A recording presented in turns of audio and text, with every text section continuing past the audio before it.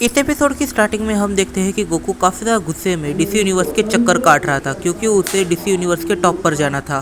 तभी गोकू एक जगह पर लैंड करता है और सोचता है तो ये काफी शांत जगह है, लड़ाई के लिए एकदम ही परफेक्ट। गोकू अपनी दोनों ही अलग पर्सनैलिटीज को बाहर निकालता है और वो पर्सनैलिटीज होती है डार्क जिन और ड्रिप गोकू। डार्क जिन कहता है तो हम लोग बाहर आ सके, इसका मतलब इस बॉडी में काफ़ी सारी पावर थी जिसे हमने एक्सप्लोर नहीं करा। ड्रिप गोकू कहता है डार्क जिम तू काफ़ी ज़्यादा बेवकूफ़ है, क्योंकि जब हम लोग बॉडी के बाहर आ चुके हैं इसका मतलब कि गोकू अकेला अंदर है, इसका मतलब ये बॉडी अब उसकी हो चुकी है, हम लोग कुछ भी नहीं कर सकते। गोकू कहता है तुम मेरे कुछ काम करो, मैं तुम्हें बॉडी दूंगा और बॉडी किसी एक को ही मिल सकती है, तुम्हें भी पता है। डार्क जिन कहता है तो मतलब बॉडी पर अब मेरा कंट्रोल होने वाला है। गोकू जल्दी से हमें काम बताओ, हम तुम्हारा काम जैसे ख़त्म करेंगे तुम्हें मुझे बॉडी देनी ही पड़ेगी। गोकू फिर से खड़ा होता है और कहता है तुम दोनों में से जो पहले मार्वल यूनिवर्स का पता लगाएगा और आके मुझे बताएगा, मैं उसे बॉडी दूंगा। और हो सके तो वन अबव ऑल और वन बिलो ऑल को मारने का एक आसान सा रास्ता ढूंढ के लेके आना।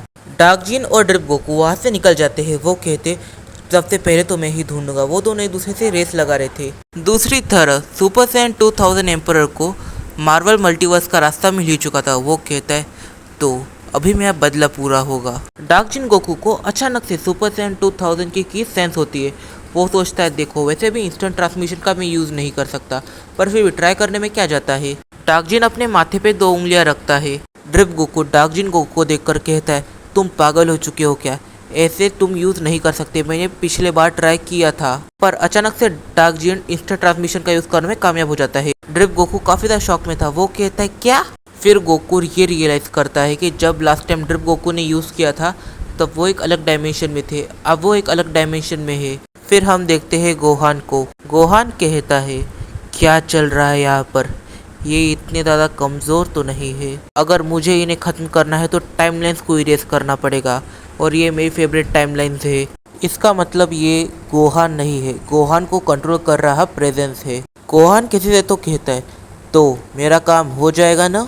लूसीफर कहता है मिस्टर गॉड आपका काम हो जाएगा, पर इसके बदले में आपको मुझे आपके इस मल्टीवर्स में एक स्पेस देनी पड़ेगी। पर वैसे मैंने आपसे कभी इस अवतार में मुलाकात नहीं करी थी, ये अवतार शायद मुझसे भी ज़्यादा पावरफुल है। क्या ये कौन से एनिमे फ्रेंचाइजी से बिलोंग करता है। गोहान के रूप में प्रेजेंस कहता है तुम्हें ये सब जानने की कोई भी ज़रूरत नहीं है, अपने काम से काम रखो, और रही बात उस स्पेस की, वो मैं तुम्हें प्रोवाइड करा दूंगा, पर काम ठीक से हो जाना चाहिए। द ग्रेट डार्कनेस मारी जानी चाहिए। मैं उसे मारने के लिए अपने हाथ खराब नहीं करना चाहता, इसलिए ये काम मैं तुम पर सौंप रहा हूँ। और तुम्हें नहीं भूलना चाहिए कि तुम किसके आगे खड़े हो। मैं तुम्हारा क्रिएटर हूँ, इसका मतलब मैं तुम्हारा डिस्ट्रॉयर भी हूँ। तो शांति से, ये मेरा ऑर्डर है, इसे कंप्लीट करो, तुम्हारी स्पेस तुम्हें मिल जाएगी, ये एक गॉड का प्रॉमिस है। ये कहते कहते Gohan super Saiyan omni God transformation में चले जाता है। लूसीफर वहाँ से निकल जाता है और कहता है मुझे ये बात बिल्कुल भी अच्छी नहीं लगती। उन्होंने एक ऐसी स्पीशीज़ को चॉइस किया है जो खुद में एक ओमनी गॉड बन सकती है, और उसे अपना एवेतार बनाने के बाद उनके पास अभी 2 ओमनी गॉड्स की पावर है। गोकू लूसीफर की ये बात सुन रहा था। गोकू लूसीफर के पीछे ही खड़ा था। गोकू कहता है तो तुम चाहते हो कि मैं उसे ख़त्म कर दूँ।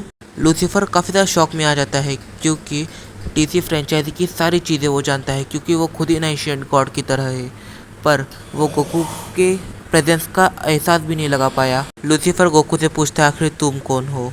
गोकू कहता है मैं सुप्रीम गॉड हूँ, अभी शांति से यहाँ से निकलो।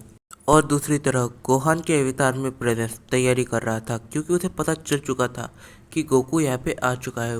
प्रेजेंस कहता है तो अल्टीमेट रियलिटी का मॉर्टल यहाँ तक कैसे पहुँचा, ये काफ़ी बड़ी अचीवमेंट होगी उसके लिए, और मुझे टाइम पे उसे ये बता देना चाहिए कि मॉर्टल मॉर्टल होता है और एक गॉड गॉड होता है।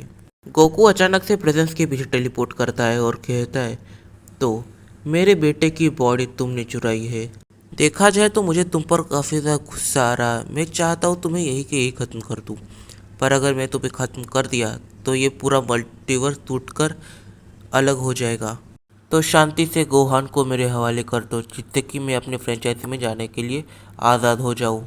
इन दोनों की ही फाइट चालू हो जाती है। फाइट बोलने से अच्छा इन दोनों की ही मस्ती चालू हो जाती है, क्योंकि ड्रिप गोकू सिर्फ खेल रहा था। प्रेजेंस को लड़ने में काफ़ी ज़्यादा मुश्किल हो रही थी। प्रेजेंस कहता है एक मॉर्टल इस लेवल पर कैसे पहुंचा, मुझे तो लगा था तुम इस यहाँ पे पहुंच भी नहीं सकते। देन गोकू अपनी माइंड पावर से उसे इरेज कर देता है, मतलब प्रेजेंस को इरेज कर देता है। इस मोमेंट पे गोहान पूरी तरह से आज़ाद हो चुका था। गोहान चक्कर खा के गिर जाता है। जब गोहान को पूरी तरह से होश आता है तो उसके आगे गोकू को पाता है। वो गोकू काफ़ी ज़ोर से गले लगाता है और कहता है, क्या हम ठीक है?